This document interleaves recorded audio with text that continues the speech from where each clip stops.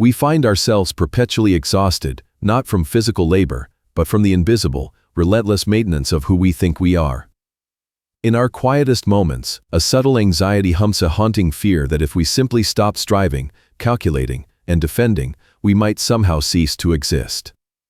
Now, let us explore the profound wisdom found not in adding more, but in letting go. To understand the modern epidemic of overthinking and the deep psychological burnout it produces, we must first examine the architecture of our daily exhaustion. From the moment we open our eyes in the morning, a complex machinery whirs to life within the mind. We do not merely wake up to the world, we wake up to the story of ourselves. We immediately don a heavy suit of psychological armor, pieced together for memories, social expectations, past traumas, and future ambitions. This armor is what we commonly refer to as the ego. It is the character we play on the stage of life, the meticulously curated persona we present to our colleagues, our families, and even to the mirror. Yet, the maintenance of this character requires a staggering amount of energy. The modern world demands that we function as consistent, predictable, and successful entities. We are encouraged to view ourselves as distinct, isolated points of consciousness, what the philosopher Alan Watts so aptly described as the skin-encapsulated ego. We feel as though we are a solitary eye locked inside a bag of skin, peering out through the windows of the eyes at an external, often alien universe. This fundamental sense of separation is the root of our profoundest anxieties. When you perceive yourself as a fragile, separate fragment disconnected from the vastness of the cosmos, the universe inevitably appears as an overwhelming array of forces to be managed, manipulated, or defended against. In this state of separation, the mind transforms from a tool of perception into an instrument of survival. Overthinking is not simply a random malfunction of our neurological wiring, it is the highly logical defense mechanism of a threatened identity. If the I is constantly at risk of being diminished or forgotten, the mind must work overtime to protect it.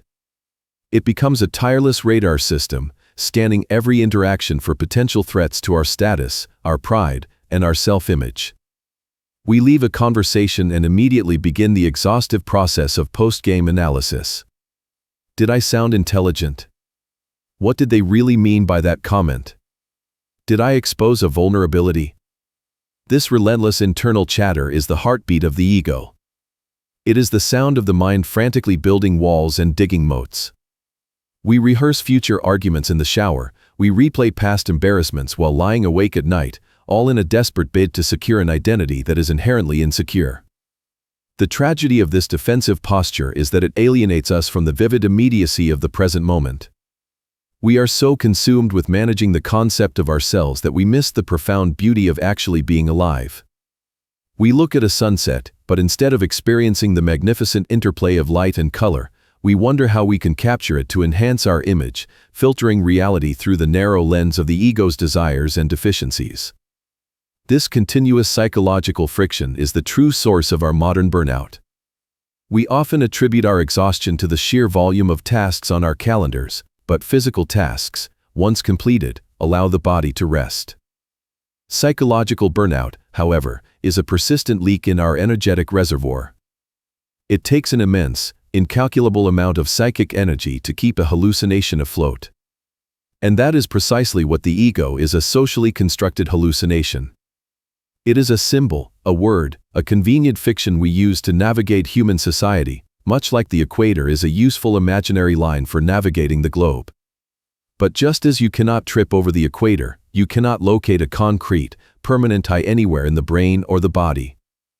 When we mistake the map for the territory, when we confuse the symbol of ourselves for our actual, living essence to trap ourselves in a labyrinth of our own making, we spend our lives defending a phantom. The more we try to solidify this phantom, the more fragile it becomes. The harder we grip the idea of who we are, the more it slips through our fingers, leaving us grasping at the empty air of our own expectations. The mind becomes a fortress, heavily guarded against the judgments of the world, but as we soon discover, the fortress is also a prison. Inside this prison, we are plagued by the fear of being found out, the imposter syndrome that whispers we are not enough, and the exhausting compulsion to constantly prove our worth. We measure our value against the arbitrary metrics of society, perpetually coming up short, perpetually needing to do more.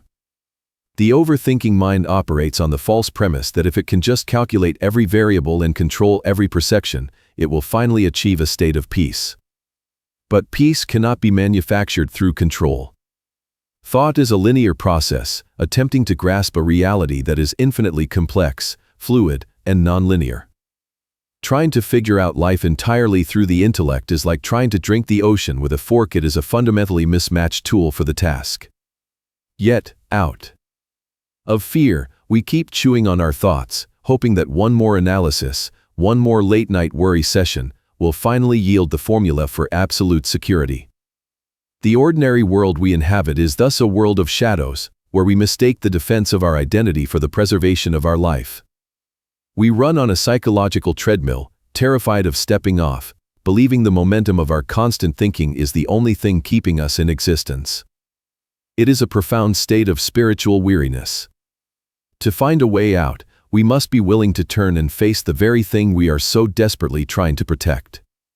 When we reach the peak of our psychological exhaustion, a natural, quiet question arises from the depths of our fatigue: what exactly am I defending so fiercely? To answer this, we must embark on a courageous internal investigation. We must become the quiet observer of our own minds, turning the light of awareness back upon the source of our anxiety. The journey at this stage is not one of conquering an external dragon, but of gently dismantling a deeply ingrained internal illusion. We are tasked with examining the very foundation of our suffering, the rigid boundaries we have drawn between the self and the external world.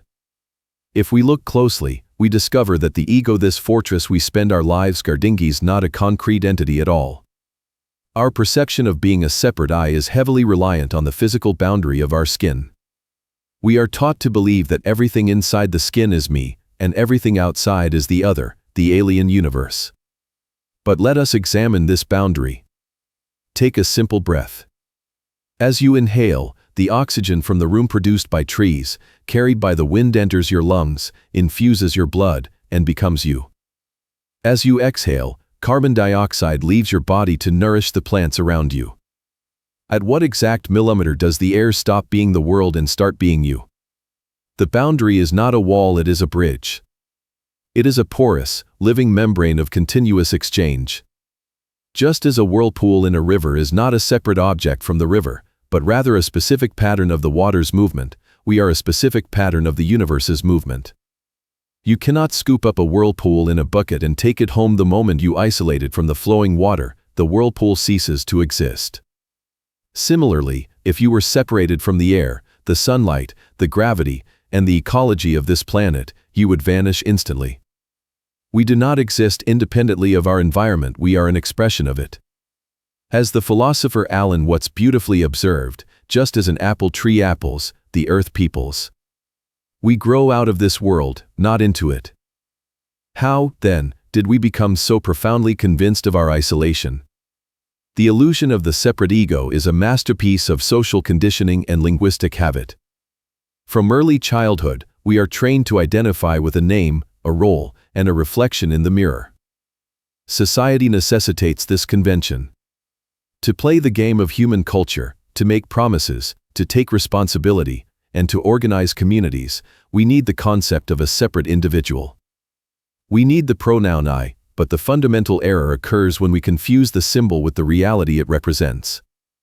We mistake the word for the experience, the map for the territory.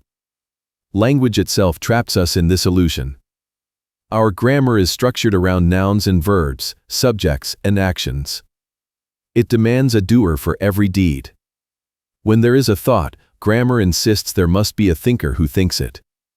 But if you observe your own mind in meditation, you will not find a separate entity sitting in the control room of your brain, offering your thoughts. You will simply find thinking. The thought and the thinker are one continuous process. The idea of a separate I standing apart from the stream of consciousness, trying to control or suppress it, is an optical illusion of the mind. It is like the eye trying to see itself, or teeth trying to bite themselves. This illusory I is constructed almost entirely out of memory. The ego is the story we tell ourselves about who we were yesterday, combined with our anxious projections of who we will be tomorrow. It is a collage of past triumphs, old wounds, cultural narratives, and personal preferences. But memory is merely the trailing wake of a ship moving through the ocean. The wake leaves a visible record of where the ship has been, but the wake does not drive the ship. The power, the engine of life, exists only in the present moment. By identifying exclusively with our history, we attempt to navigate the present by looking constantly in the rearview mirror. Because the ego is a concept made of memories and words, it possesses no inherent solidity. It is a phantom. And this brings us to the core of our daily struggle. You cannot build a permanent fortress around a phantom. The constant burnout we experience is the futile, exhausting effort to make a fluid, ever-changing process appear static and permanent. We desperately want the ego to be a solid thing we can protect, elevate, and secure against the uncertainties of life. But reality is a state of constant flux. Cells regenerate, thoughts shift, emotions rise and fall, and circumstances change. To cling to a fixed identity in a universe characterized by impermanence is to swim upstream against the very current of existence. Imagine trying to hold on to a melody. A song is beautiful precisely because the notes are fleeting. If you press down a single piano key and hold it forever to preserve the sound, you destroy the music. The ego is the attempt to freeze the music of your life, to grab hold of a single chord and say, "This is me," permanently. The psychological tension required to maintain this freeze frame is immense. Every criticism feels like a mortal wound because it threatens the illusion of our solidity. Every failure feels like a death because we have tethered our right to exist to our temporary achievements. When we finally deconstruct this illusion, we realize the profound absurdity of our defensive posture. We are exhausting ourselves to protect a social convention. The anxieties that keep us awake at night, fear of embarrassment, fear of falling behind, fear of losing our status, are all threats to a concept, not to our actual being. It is as if we are wearing a heavy suit of armor to protect a shadow. The armor weighs us down, it chafes, it exhausts our muscles, and it completely disconnects us from the gentle breeze and the warmth of the sun. And all the while, the shadow it protects is completely intangible. This realization is the great trial of our journey, for the mind will resist it fiercely. The intellect will argue that without the ego, there will be chaos, that we will lose our motivation, our personality, our very drive to exist. But dismantling the illusion of the ego does not mean destroying your personality or forgetting your name. It means seeing through the illusion. When you watch a movie, you can deeply enjoy the character on the screen, you can feel their sorrow and their joy, but you never forget that it is a projection of light. You do not leap out of your seat to fight the villain on the screen, because you know the underlying reality. Similarly, to see through the ego is to recognize that you are playing a character in the magnificent drama of life. You can play your role with passion, you can build a career, love your family, and create art, but you no longer labor under the exhausting delusion that this temporary role is your absolute, fundamental reality. You cease to take the character so incredibly seriously. A deep, spontaneous lightness emerges when you realize that your true nature is not the isolated, skin-bound fragment, but the entire, boundless process of the cosmos expressing itself as you, here and now. In dropping the heavy armor of the separate self, we do not become less, we become remarkably, expansively more. We begin to sense that the universe is not an opponent to be wrestled into submission, but a dance in which we are a seamless participant. The need to overthink, to calculate every move in a defensive strategy, begins to dissolve, simply because there is no isolated entity left to defend. The battle ceases not because we have conquered the world, but because we have finally seen through the illusion of the divide. When the heavy armor of the separate self is finally laid down, a profound and unfamiliar silence fills the space where our anxiety used to reign. This is not the sterile silence of an empty room, but the vibrant, living stillness of a mind that has ceased its unnecessary warfare. We awaken to the freedom of letting go. To recognize the illusory nature of the isolated ego is to suddenly discover that the fortress we spent our entire lives defending was built on clouds. And with this realization, the burden of constant, exhausting defense simply dissolves. Imagine the sheer volume of cognitive energy that is liberated when you no longer need to micromanage your self-image. For years, your mind has been a hypervigilant security guard, patrolling the borders of your identity, exhausting itself to repel every perceived slight, criticism, or potential failure. But when you see that the border is a fiction, that you are not a separate, fragile fragment, but a continuous expression of the entire cosmos, the security guard can finally rest. The energy previously squandered on overthinking and rumination flows naturally back into your direct experience of the present moment. You return to your everyday life, but the texture of reality has fundamentally changed. You still wake up, go to work, converse with colleagues, and navigate the endless complexities of the human world. Yet, you do so with a newfound, effortless clarity. When a challenging situation sees a critical email, a sudden change of plans, the familiar physiological spike of panic may still occur, acting as a phantom echo of old conditioning. But instead of instantly identifying with that panic, instead of spinning a catastrophic narrative about what this means for you and your future, you simply observe the sensation. You watch it rise and fall like a wave on the surface of the ocean, knowing that the wave is not the entirety of the sea, and it is certainly not the entirety of who you are. This shift in perception transforms our relationship with our own thoughts. We begin to treat the endless chatter of the mind not as the absolute truth of our existence, but as background music. Sometimes the music is pleasant, sometimes it is discordant, but we no longer feel the compulsive need to conduct the orchestra. If an embarrassing memory surfaces, we do not have to dive into it and drown in shame. We can simply nod to it, acknowledging it as a passing cloud moving across the vast, clear sky of our awareness. The sky is never damaged by the clouds, no matter how dark or stormy they appear. Living from this space of untroubled peace does not render us passive or apathetic. Paradoxically, letting go of the ego makes us infinitely more capable and responsive. When you are no longer consumed by the underlying question of how am I doing? Or what do they think of me? You become entirely present for the task at hand. If you are washing the dishes, you are simply washing the dishes, fully immersed in the warmth of the water and the rhythm of the movement. If you are listening to a friend, you hear them deeply, unclouded by the internal rehearsal of what you will say next to sound intelligent. Your actions become spontaneous, authentic, and completely aligned with the flow of life, because the middleman, the anxious, calculating ego, has been removed from the equation. We discover that true psychological well-being is not achieved by building a better, stronger, more resilient ego. It is not found in accumulating enough wealth, status, or praise to finally make the illusion feel secure, because an illusion, by definition, can never be secured. Peace is found in the gentle, courageous act of seeing through the illusion altogether. It is the profound relief of stepping off the stage, taking off the heavy, suffocating mask, and realizing that the universe is not a hostile arena demanding your constant performance.